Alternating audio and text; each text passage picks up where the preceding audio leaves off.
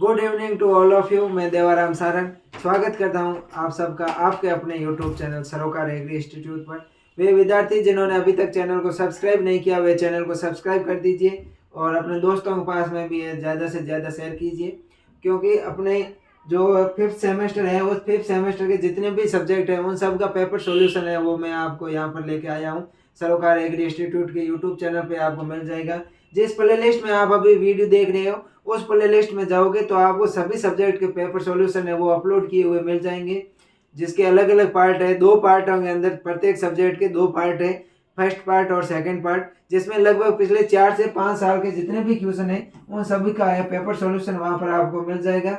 और अपने एग्जाम के अंदर जो आएगा उसका लगभग 70 to 80% सोर्स है वो आपको एक ही जगह पर कंटेंट है वो मिल जाएगा। इसलिए आप चैनल को सब्सक्राइब कर दीजिए और अपने दोस्तों के पास में भी शेयर कर दीजिए। प्रत्येक सब्जेक्ट के न्यू टाइप है, न्यू टाइप में भी जो पिछले 4 से 5 साल के न्यू टाइप होते हैं उन न्यू टाइप से भी है क्वेश्चन, लगभग है क्वेश्चन 60 to 70% क्वेश्चन है वो रिपीट होते हैं। तो न्यू टाइप के क्वेश्चन भी आपको यहाँ पर सॉल्व करवाए जाएंगे। आज अपन बात करने वाले अपने एग्रोन 311 है, इसका पेपर सॉल्यूशन की बात करेंगे। ये रहने वाला है पार्ट फर्स्ट, इसका ये पार्ट फर्स्ट रहने वाला है एग्रोन 311 के पेपर सॉल्यूशन का, और बहुत ही जल्द है वो पार्ट सेकंड भी अपलोड कर दिया जाएगा। आज अपन शुरू करते हैं इसका पेपर सॉल्यूशन और आज अपन करेंगे 2022-23 का पेपर सॉल्यूशन। इसमें अपना जो तीसरा क्वेश्चन है उसमें डेफिनेशन पूछी जाती है।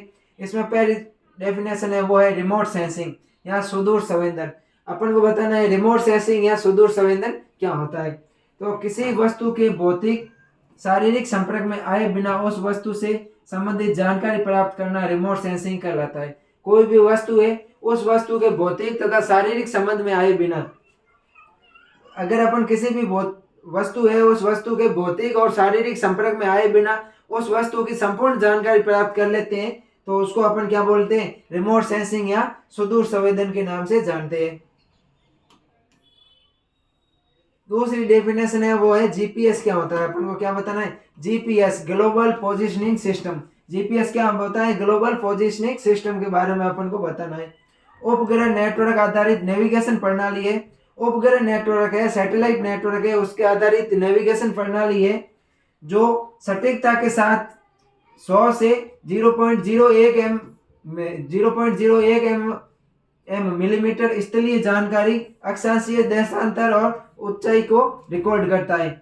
अगर अपन जीपीएस की बात करें, ग्लोबल पोजिशनिंग सिस्टम की बात करें, तो ये एक नेटवर्क उपग्रह नेटवर्क आधारित नेविगेशन प्रणाली है। वो किसी भी वस्तु की अपन को सटीकता से जानकारी देती है, उसकी अक्षांशीय स्थिति, देशांतर स्थिति और ऊंचाई को अपन को रिकॉर्ड करता है, अपन को जानकारी देता है। अगली है इमेज क्या होता है। अगर मैं इमेज की बात करूं तो इमेज होती है वो किसी भी वस्तु या किसी भी चीज का दृश्य प्रतिनिधित्व, फोटोग्राफिक सामग्री होती है। इमेज होती है वो किसी चीज वस्तु का दृश्य प्रतिनिधित्व फोटोग्राफिक सामग्री पर निर्मित किसी वस्तु की समानता या इलेक्ट्रॉनिक डिस्प्ले पर निर्मित होता है। इमेज होता है वो किसी भी वस्तु या किसी भी चीज का दृश्य प्रतिनिधित्व करने वाला होता है और ये निर्मित है वो किसी भी इलेक्ट्रॉनिक डिस्प्ले पर या उसके समानता पर निर्भर होता है। अगला अपना है वो है nano scale effect. Nano scale प्रभाव क्या होता है, यानी नैनो स्केल इफेक्ट क्या होता है। दो प्रमुख कारक जो अभौतिक गुणों एवं भौतिकी गुणों में भिन्नता होने के कारण बनते हैं, जिससे सापेक्ष क्षेत्र और क्वांटम प्रभाव में वृद्धि होती है। नैनो स्केल इफेक्ट की मैं बात करूं तो दो प्रमुख कारक अभौतिक कारक गुणों एवं भौतिक गुणों में भिन्नता के कारण बनते हैं। जो नैनो स्केल इफेक्ट होता है वो भौतिक और अभौतिक कारकों के गुणों में भिन्नता के कारण है वो बनता है। इसके कारण सापेक्ष सतह क्षेत्र और क्वांटम प्रभाव में वृद्धि होती है। जो सापेक्ष सतह क्षेत्र होता है और जो क्वांटम प्रभाव होता है इसके बीच में वो वृद्धि होती है।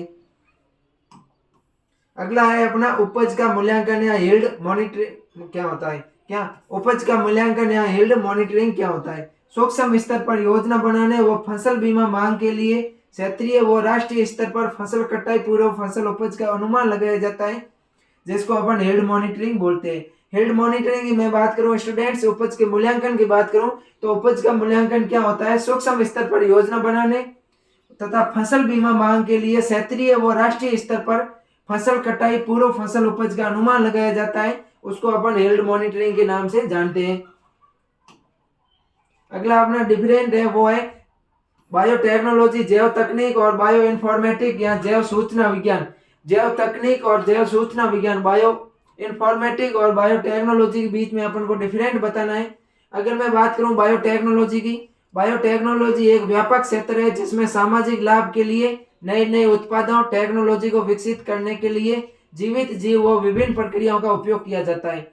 बायोटेक्नोलॉजी की बात करूं तो बायोटेक्नोलॉजी का एक व्यापक क्षेत्र होता है और बायोटेक्नोलॉजी का उपयोग है अपन सामाजिक लाभ के लिए है वो करते हैं। जो भी अपने समाज या अपने जो ह्यूमन के लाभ के लिए, वो ह्यूमन के फायदे के लिए अपन जो भी है जीवों के अंदर यहाँ उत्पादों को विकसित करने में टेक्नोलॉजी को विकसित करते हैं और जीवों पर विभिन्न प्रक्रियाओं का उपयोग करते हैं, उसको बायोटेक्नोलॉजी कहते हैं। लेकिन अगर मैं बायो इन्फॉर्मेटिक की बात करूँ स्टूडेंट्स, तो बायो इन्फॉर्मेटिक अंत विषय क्षेत्र है। बायो इन्फॉर्मेटिक क्या है? एक अंत विषय क्षेत्र है जो जैविक डाटा का विश्लेषण एवं व्याख्या करने के लिए कंप्यूटेशनल व सांख्यिकी उपकरणों का उपयोग करता है। बायो इन्फॉर्मेटिक डाटा का संग्रह करता है, डाटा का विश्लेषण करता है, डाटाओं की व्याख्या करता है और उस व्याख्याओं को करने के लिए कंप्यूटेशनल और सांख्यिकी उपकरणों का उपयोग करता है।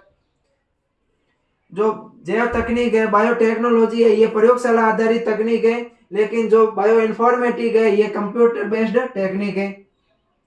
बायोटेक्नोलॉजी प्रयोगशाला आधारित टेक्निक है, लेकिन जो बायो इन्फॉर्मेटिक है ये कंप्यूटर बेस्ड टेक्निक है। बायोटेक्नोलॉजी के मैं अनुप्रयोग की बात करूं तो नई दवाओं का निर्माण, नए उपचार करने के लिए कृषि, जैव प्रौद्योगिकी, औद्योगिक क्षेत्र, जैव प्रौद्योगिकी का विकास आदि इनके वो प्रयोग होते हैं। लेकिन मैं बायो इन्फॉर्मेटिक की बात करूं तो जीनोम अनुक्रमण, दवा की खोज इत्यादि के लिए है इसका बायो इन्फॉर्मेटिक का प्रयोग किया जाता है। अब अगला क्वेश्चन है वो है ब्लैंकेट एप्लीकेशन, एक सार एप्लीकेशन और वेरिएबल रेट टेक्नोलॉजी, चर दर तकनीक। ब्लैंकेट एप्लीकेशन और वेरिएबल रेट टेक्नोलॉजी के बारे में अपन को डिफरेंट बताना है। ब्लैंकेट एप्लीकेशन की बात करूं तो इसमें संपूर्ण क्षेत्र पर एक समान रूप से फर्टिलाइजर का छिड़काव किया जाता है। ब्लैंकेट एप्लीकेशन में अपन संपूर्ण खेत पर एक समान रूप से है वो उर्वरकों का या फर्टिलाइजर का छिड़काव करते हैं। लेकिन अगर अपन वेरिएबल रेट टेक्नोलॉजी की बात करें तो इसमें किसी एक निश्चित क्षेत्र पर फर्टिलाइजर का छिड़काव किया जाता है। वेरिएबल रेट टेक्नोलॉजी में किसी एक निश्चित क्षेत्रफल होता है, निश्चित क्षेत्र होता है, वो क्षेत्र पर फर्टिलाइजर का छिड़काव किया जाता है। लेकिन अगर मैं बात करूं ब्लैंकेट एप्लीकेशन की, तो ब्लैंकेट एप्लीकेशन के अंदर संपूर्ण खेत में है वो अपन से फर्टिलाइजर का छिड़काव करते हैं। और ब्लैंकेट एप्लीकेशन में संसाधनों का असीमित उपयोग किया जाता है, इसकी कोई सीमा नहीं होती है। संपूर्ण क्षेत्र के अंदर जहां उर्वरक की फर्टिलाइजर की आवश्यकता होती है वहां पर भी अपन फर्टिलाइजर डालते हैं और जहां पर फर्टिलाइजर की आवश्यकता नहीं होती है वहां पर भी अपन फर्टिलाइजर डालते हैं। संपूर्ण क्षेत्र के अंदर है वो ब्लैंकेट एप्लीकेशन में फर्टिलाइजर डाला जाता है, संसाधनों का असीमित उपयोग करते हैं।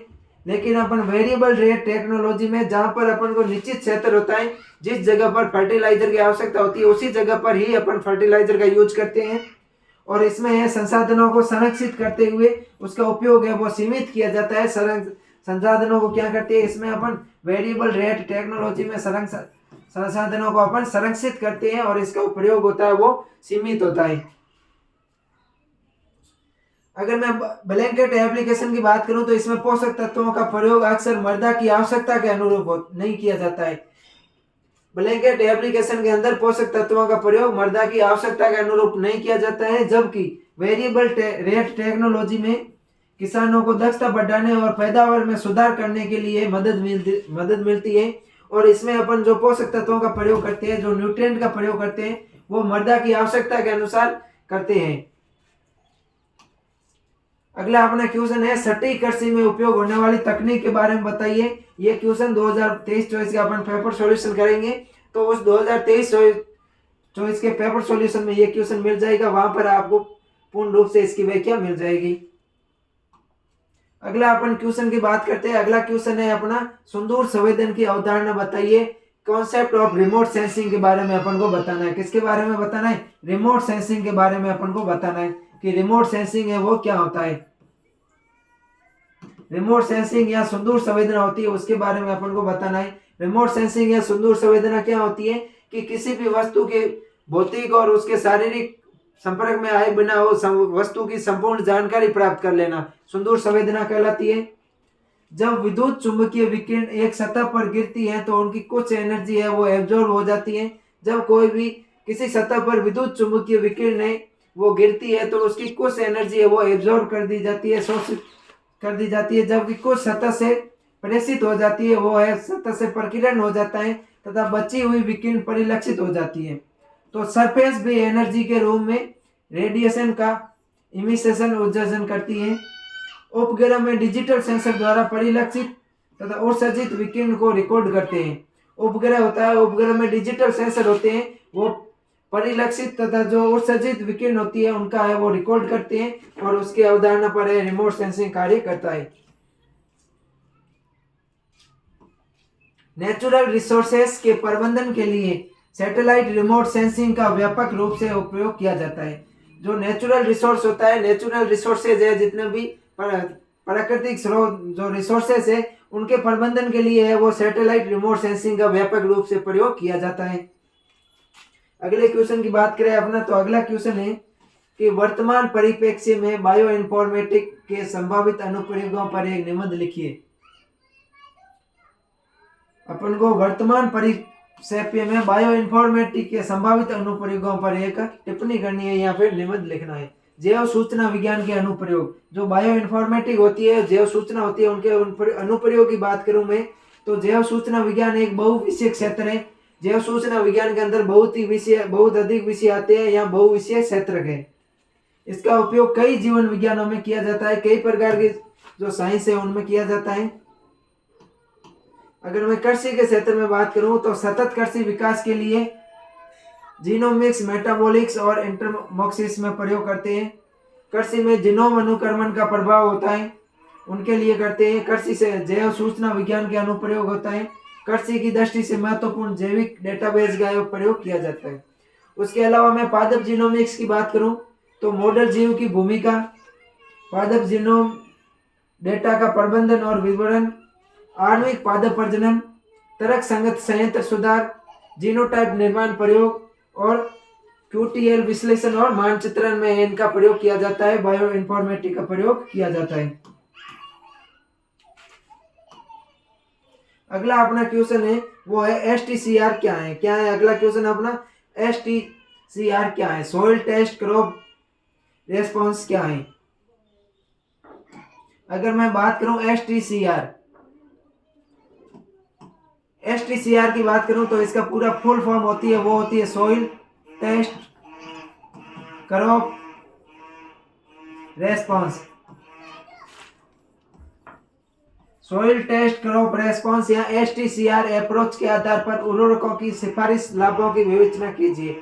STCR soil test crop response. STCR की बात करूं तो दृष्टिकोण एक सटीक कृषि तकनीक है। STCR है ये एक सटीक कृषि तकनीक है। मृदा की उर्वरता और पौधों में पोषक तत्वों की आवश्यकता के बारे में अपन को जानकारी देती है। STCR क्या करती है तो STCR मृदा की उर्वरता, मृदा की फर्टिलाइजर क्षमता तथा पौधों में पोषक तत्वों की आवश्यकता के बारे में अपन को जानकारी देती है। STCR द्वारा सॉइल में पोषक तत्वों की आवश्यक मात्रा का अनुमान लगाकर उस तत्वों की कमी होने पर उसे पूर्ण किया जाता है। STCR द्वारा अपन मृदा के अंदर जो पोषक तत्वों की आवश्यकता होती है उन पोषक तत्वों की आवश्यकता का पता लगाकर अपन उनके अनुमान के आधार पर जो पोषक तत्वों की कमी होती है उसका पूर्ण रूप से प्रयोग कर सकते हैं। STCR द्वारा पोषक तत्वों की मात्रा ज्ञात कर पूरित करने के लिए कृषि उपज व मृदा उर्वरता बढ़ोतरी होती है। अगर अपन STCR द्वारा पोषक तत्वों की मात्रा ज्ञात कर लेते हैं तो उससे वो कृषि उपज तथा मृदा की उर्वरता में क्या होती है, बढ़ोतरी होती है। Soil test crop response. STCR द्वारा उर्वरक की उच्च मात्रा का विश्लेषण कर इसकी सिफारिश की जाती है। उर्वरक की है वो उच्च मात्रा का विश्लेषण करके इसकी सिफारिश की जाती है। STCR से प्राप्त समायोजन समीकरण होता है। जो STCR है सॉइल टेस्ट क्रॉप रिस्पॉन्स है, उसका जो फॉर्मूला है वो है FNPK। F का मतलब होता है यहाँ पर फर्टिलाइजर न्यूट्रिएंट, उर्वरक पोषक तत्व NPK nitrogen, phosphorus, potassium, ANP के into T minus B into S होता है, जहां पर एस का मतलब होता है सोइल न्यूट्रिएंट, टी का मतलब होता है टारगेट यील्ड और एफ का मतलब होता है वो होता है फर्टिलाइजर न्यूट्रिएंट। अगला अपना क्वेश्चन है वो है कृषि आदानों के इष्टतम उपयोग हेतु मॉडल्स के उपयोग की विवेचना कीजिए। ऑप्टिमाइजेशन ऑफ एग्रीकल्चर इनपुट, कृषि जो आदान होते हैं एग्रीकल्चर इनपुट्स होते हैं उनके इष्टतम उपयोग के हेतु मॉडल्स के उपयोग की विवेचना को अपन को लिखना है। अगर मैं बात करूं ऑप्टिमाइजेशन ऑफ एग्रीकल्चर इनपुट्स की बात करूं, ऑप्टिमाइजेशन मॉडल्स की मैं अगर बात करूं,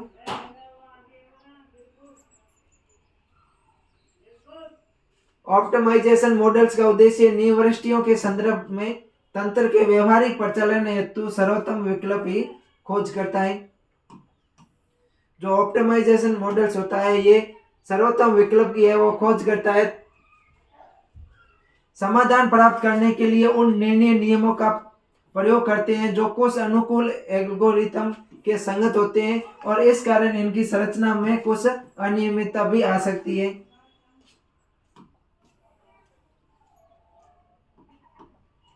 रेखीय या अरेखीय प्रोग्रामिंग जो रेखीय या अरेखीय प्रोग्रामिंग का प्रारंभ करने उद्यम चयन और संसाधन आवंटन के लिए कृषि स्तर पर किया गया है और बाद में कृषि क्षेत्रीय प्रतिस्पर्धा परिवहन अध्ययनों के एकीकरण उत्पादन व विवरण प्रजातियों तथा प्रौद्योगिकी के नीतिगत मुद्राओं के मूल्यांकन के लिए अनुप्रयोग विकसित किए गए हैं।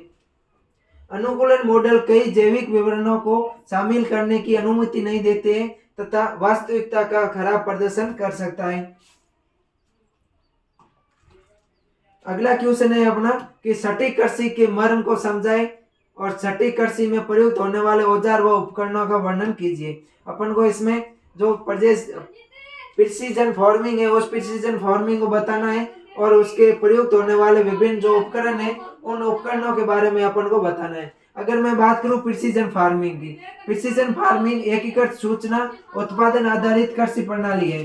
प्रिसीजन फार्मिंग क्या है? तो प्रिसीजन फार्मिंग एकीकृत सूचना तथा उत्पादन आधारित कृषि प्रणाली है जिससे पर्यावरण पर अनपेक्षित प्रभावों को कम करते हुए दीर्घकालिक साइट विशिष्ट एवं संपूर्ण कृषि उत्पादन दक्षता उत्पादन एवं लाभप्रदता बढ़ाने के लिए डिजाइन किया जाता है।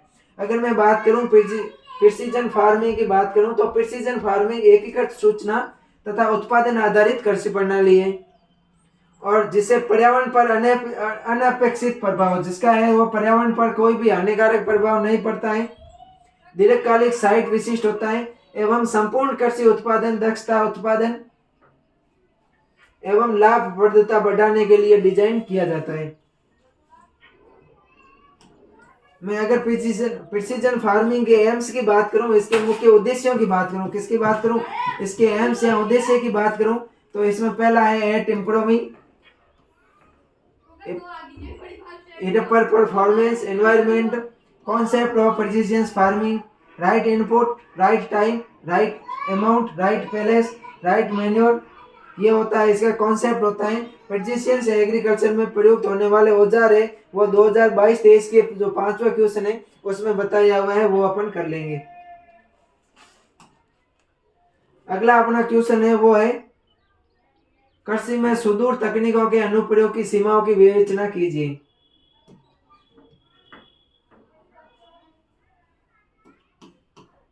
कृषि में सुदूर तकनीकों के अनुप्रयोग एवं सीमाओं की विवेचना कीजिए। जो रिमोट सेंसिंग होते हैं, रिमोट सेंसिंग के अनुप्रयोग और रिमोट सेंसिंग की क्या क्या सीमाएं हैं उनका अपन को बताना है।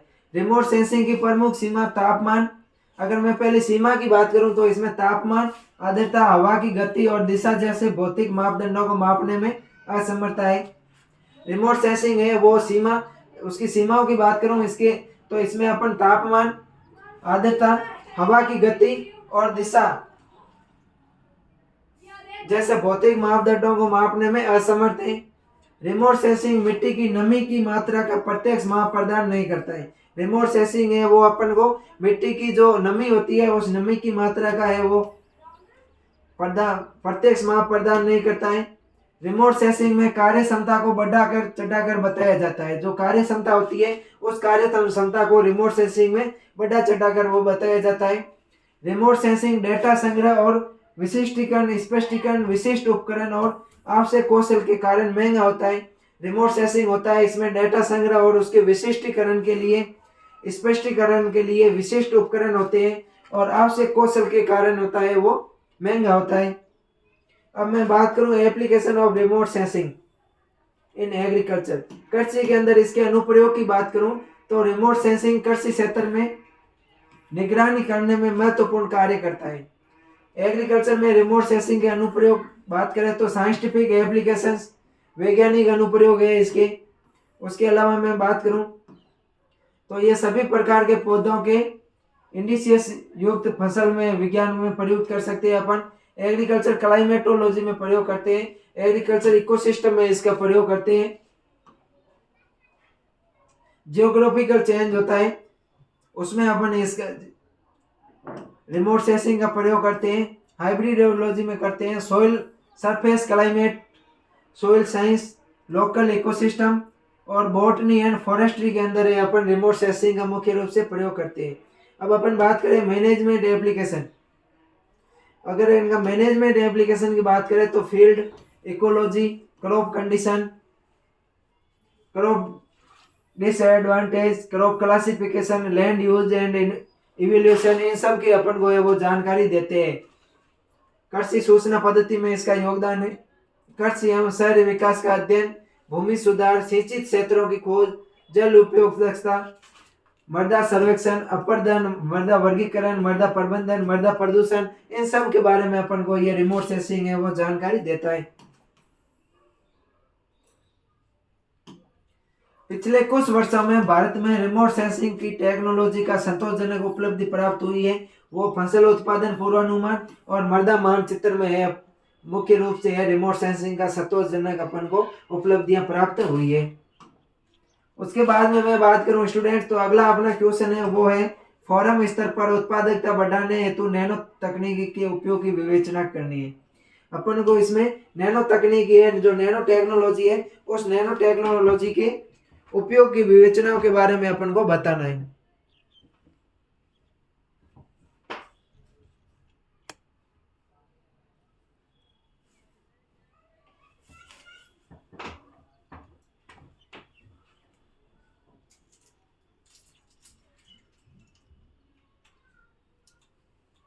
अगर मैं बात करूं कि फार्म होता है उस पर नैनो तकनीकी के उपयोग की क्या क्या विवेचना है उनकी मैं बात करूं तो अधिक उत्पादन और बेहतर पर्यावरण की सुरक्षा के लिए कुशल पोषक तत्वों के उपयोग को बेहतर बनाने के लिए लक्ष्य से मिट्टी की अधिक सक्षम बनाने में नैनो टेक्नोलॉजी का उपयोग किया जाता है। नैनो टेक्नोलॉजी होती है वो अधिक उत्पादन और बेहतर पर्यावरण की सुरक्षा के लिए कौशल पोषक तत्वों के उपयोग को बेहतर बनाने के लिए और लक्ष्य से मिट्टी को अधिक सक्षम बनाने में नैनो टेक्नोलॉजी का प्रयोग किया जाता है। नैनो टेक्नोलॉजी के साथ पोषक तत्व प्रबंधन को महत्वपूर्ण मापदंडों पर निर्भर होना चाहिए। नैनो सामग्री को ऐसी सुविधा प्रदान करनी चाहिए जो पौधों को पोषक तत्वों की उपलब्धता दर सुनिश्चित करती है और जिससे उनकी उत्पादकता बढ़ती है। जीरो वैलेंट आयरन नैनो कणों और यहाँ तक कि लोहे की नैनो कणों के उपयोग से यह कीटनाशक भारी धातु से दूषित भूमि के पूर्ण विवरण के लिए वो दोहन किया जाता है बढ़ती हुई जिस कारण है उस फॉर्म की उत्पादकता में बढ़ती है। नैनो उर्वरकों का पारंपरिक उर्वरकों के रूप में उभरने के साथ साथ मृदा में पोषक तत्वों का निर्माण होता है जिससे उसकी उत्पादकता भी बढ़ती है।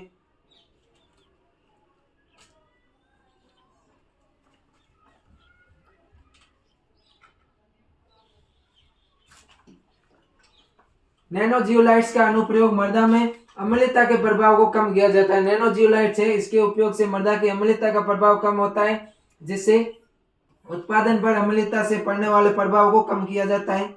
नैनो मटेरियल्स का उद्देश्य सक्रिय अवयवों की स्मार्ट डिलीवरी द्वारा छिड़काव करके मृदा में रासायनिक तत्वों के प्रभाव तथा मात्रा को कम किया जाता है। जो नैनो मटेरियल्स होता है इस नैनो मटेरियल्स का उपयोग होता है इसके उपयोग करने से सक्रिय अवयवों की स्मार्ट डिलीवरी द्वारा उसका छिड़काव करने से मृदा में रासायनिक तत्वों के प्रभाव को कम किया जाता है तथा मृदा के अंदर रासायनिक जो तत्व होते हैं इनके मात्रा को भी कम किया जाता है, जिससे मृदा की उत्पादकता क्षमता है उसमें क्या होती है, लगातार बढ़ोतरी होती रहती है। अब अपन बात करते हैं 2021-22 के क्वेश्चन पेपर की। 21-22 के क्वेश्चन पेपर की बात करूं स्टूडेंट्स, तो इसमें पहला का जो क्वेश्चन था वो नैनो पार्टिकल्स क्या होते हैं, नैनो कण के बारे में अपन को बता दें। नैनो कण होते हैं वो अत्यंत सूक्ष्म कण होते हैं और जिनका आकार होता है वो 1 नैनोमीटर से 100 नैनोमीटर के मध्य होता है। नैनो कण होते हैं वो अत्यंत सूक्ष्म कण होते हैं और इन नैनो कणों का आकार होता है वो 1 नैनोमीटर से 100 नैनोमीटर होता है और जिसका मापन है वो नैनोमीटर में किया जाता है। नैनोमीटर होता है वो होता है 10⁻⁹ मीटर। 1 नैनोमीटर कितना होता है, 10⁻⁹ मीटर होता है। दूसरा है SSNM, site specific nutrient management. क्या है SSNM, site specific nutrient management. अपन को अब साइट स्पेसिफिक न्यूट्रिएंट मैनेजमेंट के बारे में बताना है। यह विश्लेषण आधारित भूस्थानिक प्रौद्योगिकी तकनीक है। अगर मैं SSNM की बात करूं, यह विश्लेषण आधारित भूस्थानिक प्रौद्योगिकी तकनीक है जिससे मृदा में पोषक तत्वों का मापन किया जाता है। SSNM से अपन है वो मृदा में पोषक तत्वों के मापन का प्रयोग करते हैं। अगली डेफिनेशन है वो है VRT, वेरिएबल रेट टेक्नोलॉजी। यह स्वचालित पद्धति है जो सॉइल मैपिंग में उल्लेखित की गई है। वेरिएबल रेट टेक्नोलॉजी की बात करूं तो ये एक स्वचालित पद्धति है। वह सॉइल मैपिंग है, सॉइल मैपिंग में उल्लेख की गई मृदा की किस्म के आधार पर खेत की लागत दर निर्धारित तय करती है। अगला है यील्ड मैपिंग या उपज मानचित्र।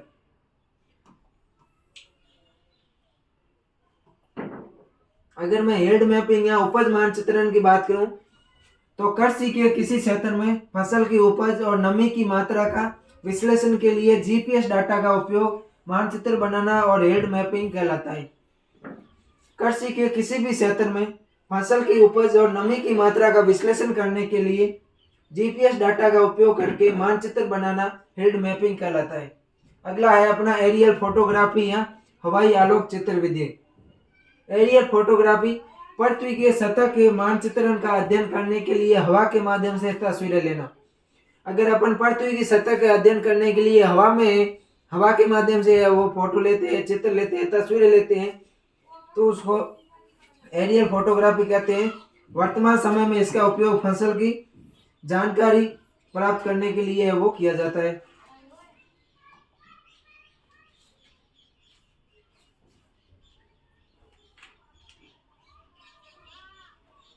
अब अपन डिफरेंट की बात करें, अंतर की बात करें, तो इसमें पहला अंतर है वो है VRT, वेरिएबल रेट टेक्नोलॉजी, और SSNM, site specific nutrient management.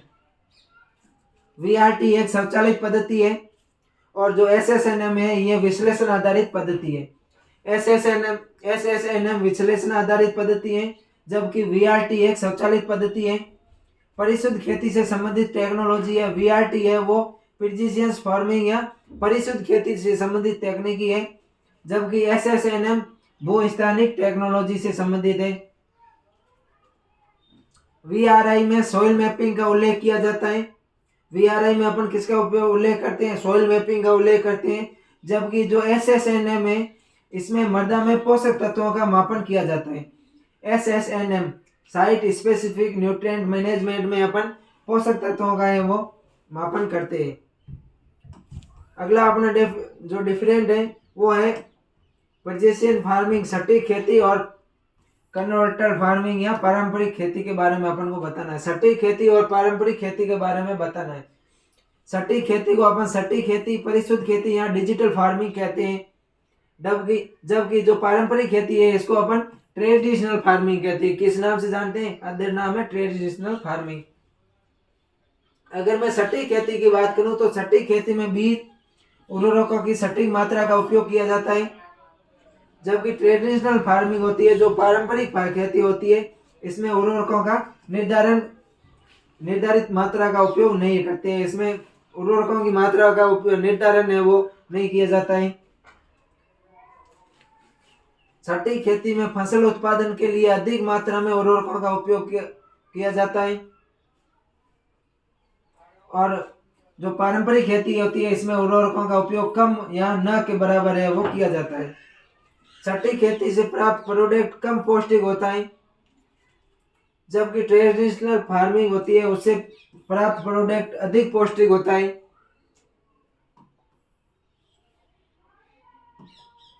छठी खेती में लागत दर अधिक होती है, ट्रेडिशनल फार्मिंग में लागत दर होती है वो कम होती है। छठी खेती में high yield with low inputs होता है, जबकि जो ट्रेडिशनल फार्मिंग है इसमें लो यील्ड विथ हाई इनपुट्स होता है। Variable rate of application used variable rate of application based इसमें सैम्पलिंग होता है, जबकि जो अपने पारंपरिक खेती है इसमें uniform rate of input application का प्रयोग किया जाता है।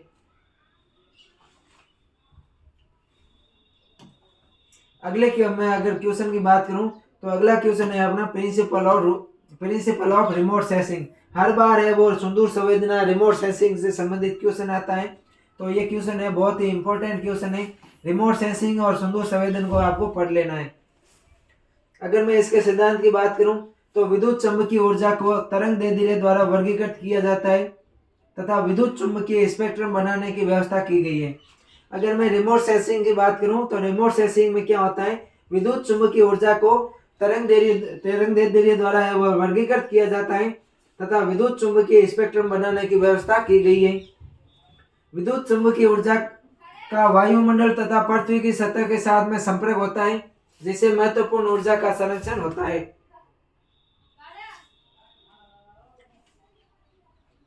विद्युत चुंबकीय तरंगें जब यात्रा करती हैं तो उन्हें वस्तुओं का सामना करना पड़ता है जो दर्पण की तरह है ऊर्जा का परावर्तन करती है तथा पद बदलने के बाद है वो ऊर्जा वो सम्मिलित हो जाती है, संचरित हो जाती है। एक विद्युत चुंबकीय तरंग द्वारा एक निश्चित समय में तय की गई दूरी उस पदार्थ के वेग पर निर्भर करती है जिससे होकर वह गुजरती है। एक विद्युत चुंबकीय तरंग का वेग आवर्ती तरंग दैर्ध्य समीकरण से संबंधित होता है। D इक्वल टू होता है वी टी, जहाँ D होती है दूरी, V वेग होता है, T समय होता है। विद्युत चुंबकीय तरंग की अधिकता को ज्ञात करना और उसकी ऊर्जा का मापन करना।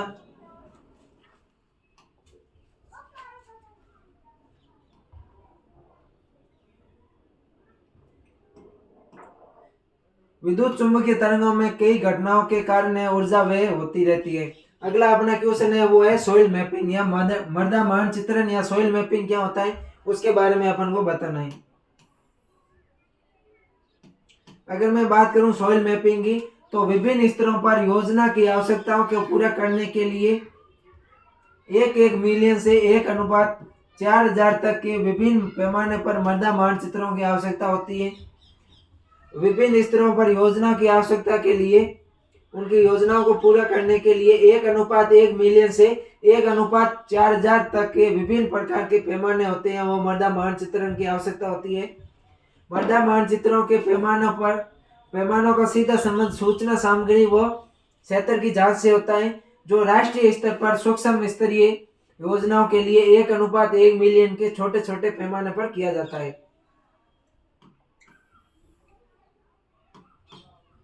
खराब भूमि पर इसी तरह की जानकारी जैसे कि लवण से प्रभावित मृदा, जल भराव वाले क्षेत्र, जूमिंग फार्मिंग आदि की आवश्यकता होती है, जो खराब भूमि के पुनर्ग्रहण और संरक्षण के लिए कार्य नीति बनाने के लिए विभिन्न पैमाने पर आधारित होती है।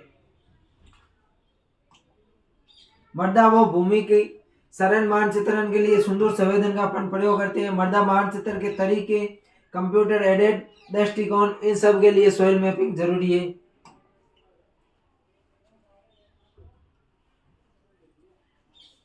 अगला क्वेश्चन है कृषि में सुदूर संवेदना की भूमिका समझाइए। रिमोट सेंसिंग की है वो क्या भूमिका है कृषि के अंदर।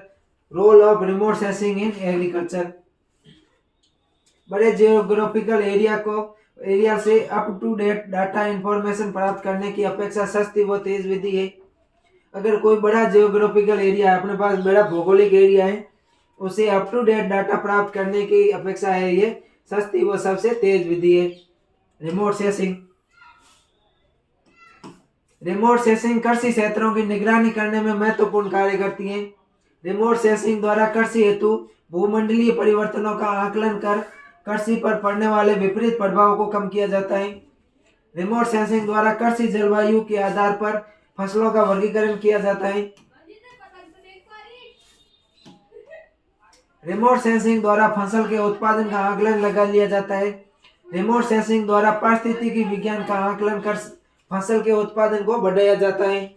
ये सब इस जो एग्रीकल्चर के अंदर रिमोट सेंसिंग के रोल या भूमिका के बारे में अपन को बता गए।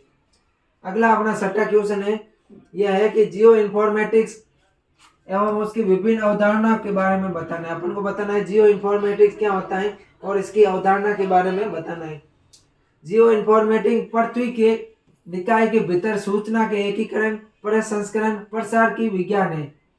जियो इन्फॉर्मेटिक्स क्या होता है? जियो इन्फॉर्मेटिक्स पृथ्वी की निकाय के भीतर सूचना के एकीकरण, उसका प्रसंस्करण, प्रसार की विज्ञान है जो स्थानीय रूप से परिभाषित की गई है।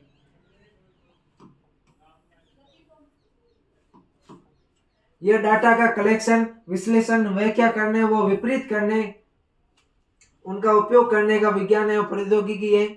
इसकी मैं अवधारणा की बात करूं, कॉन्सेप्ट की बात करूं, तो ये एक इंटीग्रेटेड टेक्नोलॉजी है जिसमें spiritual and non spiritual data से इंफॉर्मेशन को कलेक्शन करने, उसका ट्रांसफॉर्मेशन करने तथा इंफॉर्मेशन की विभिन्न प्रोसेस प्राप्त करी जाती है। Remote sensing, GIS, GPS and relational data based management system इसके कुछ महत्वपूर्ण तत्व है। ये कृषि अनुसंधान व विकास के मूल्यांकन की निगरानी, योजना निर्माण व प्रबंधन के लिए शक्तिशाली उपकरण है।